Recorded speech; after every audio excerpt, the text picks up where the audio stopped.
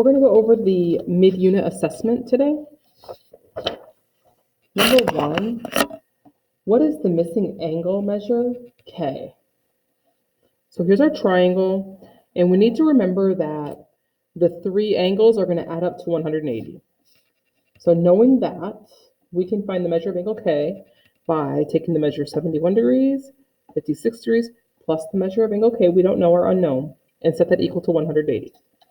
71 degrees plus 56 degrees is 127, plus the measurement of angle K equals 180.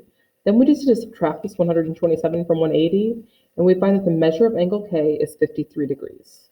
So 53 degrees is what you should have had there.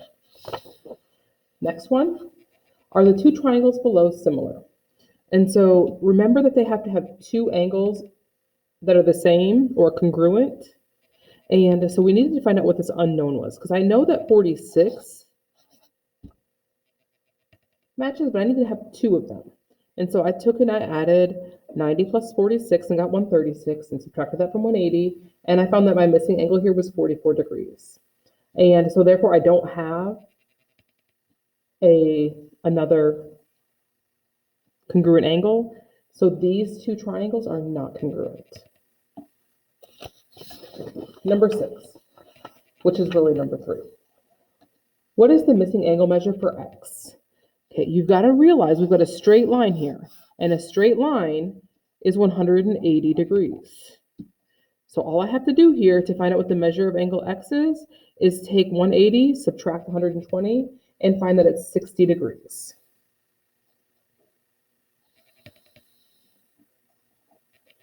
What is the missing angle measure for X?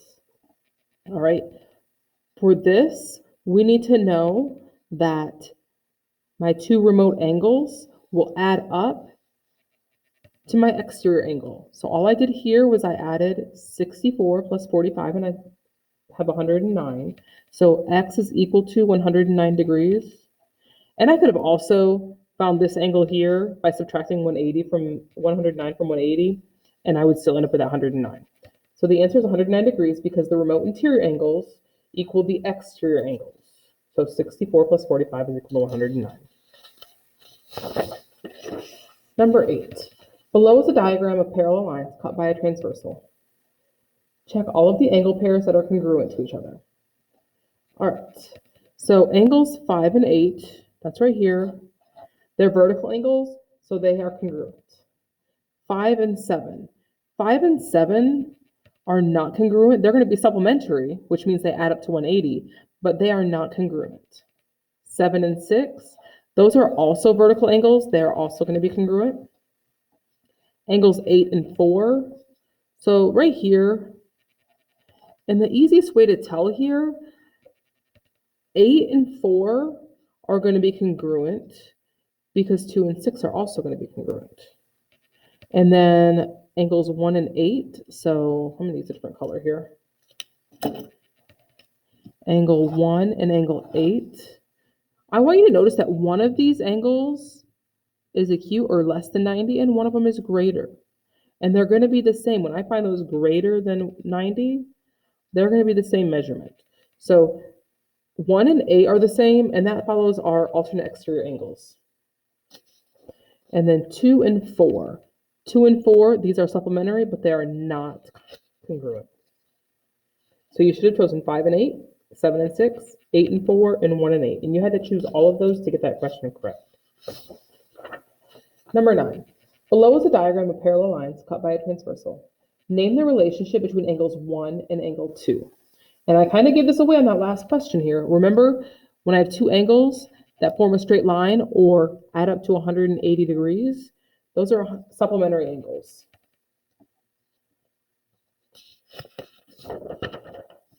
Next one, in each diagram, line K is parallel to line L, and line T intersects lines K and L based on the diagrams. Which statement is true?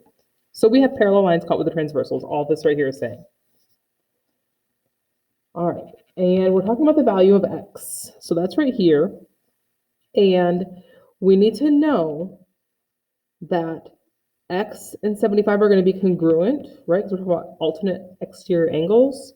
So the value of x is 75 because the two angles shown in each diagram are congruent. And it was showing you that on all these 110, 110, 130, 130, 90, 90. So it was giving you that example to show you that they're going to be the same measurement. All right, 4 triangles are shown.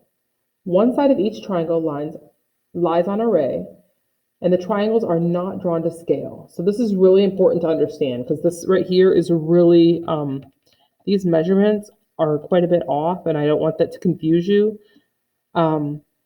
Because a 90-degree angle, that's a right angle, and it should be like that. So don't let these numbers confuse you, and we're going to just look at the math part. So we should know that straight line is 180 degrees, and that if I add these two, it adds up to that, and I can subtract 180 to find that missing angle here, right? I can subtract 180 minus my exterior angle, or I could add these up and subtract that from 180. Any which way you look at it, we're looking for the measurement of angle X, that's right here. And I know that the measure of angle X is 120 for 2 reasons. One, when I add 98 and 22, that gives me 120. So that's my remote angles there for my exterior angle. Or I could have added those up, taken that from 180 and found the 60, and then done 180 minus 60 and found the 120. So that works either way, however you need to work that out to find that X equals 120 degrees. 4 triangles are shown. Based on these triangles, which statement is true? So the first thing I did is look to see what I was finding because we have 2 variables here, and we're looking for W. So to find W, you could either add those up and know that W is going to be 130, or you're going to find that 130, 180 minus 130 gives me 50. So that's my angle here. And then my straight line is going to be 180. So I need to take 50 from 180 and find that that's 130.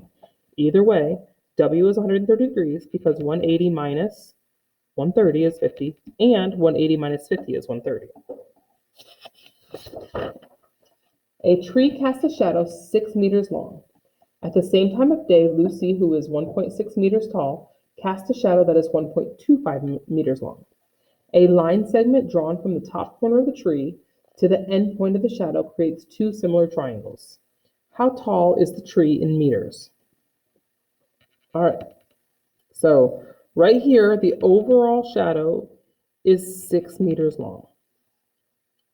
That's from here to here, right? So this I just set up a proportion, and I went with, this is my little triangle, right? I did height over length. That's what I chose. And there's lots of different ways you can set this proportion up as long as you do it correctly. So I did height over length. Here's my proportion. I did 1.6 over 1.25. So height, my base length, and then I have my unknown height over the base length of that larger triangle. Once I set that up, I can cross multiply and divide. So 1.6 times 6 is 9.6. And then I have 1.25 times h, that's my 1.25h. To solve for that height, I divide by 1.25, that's 1, I bring down my h. And then 9.6 divided by 1.25 is 7.68. So you should have 7.68 meters. And again, you may have chosen a different proportion and still got the same answer. That's because there's multiple ways to set those proportions up. And the last question just asked, what do you want more help with? So I hope you all answered that. I know it wasn't required, but that helps me get some feedback on what we need to go over some more. If you have any questions, please come to my meeting, and you can also send me emails. The meetings are the best place to come because I can give you one-on-one help. And make sure you're doing these IXL codes. They're going to give you a lot of extra practice, and they're really good for you. So have a great day.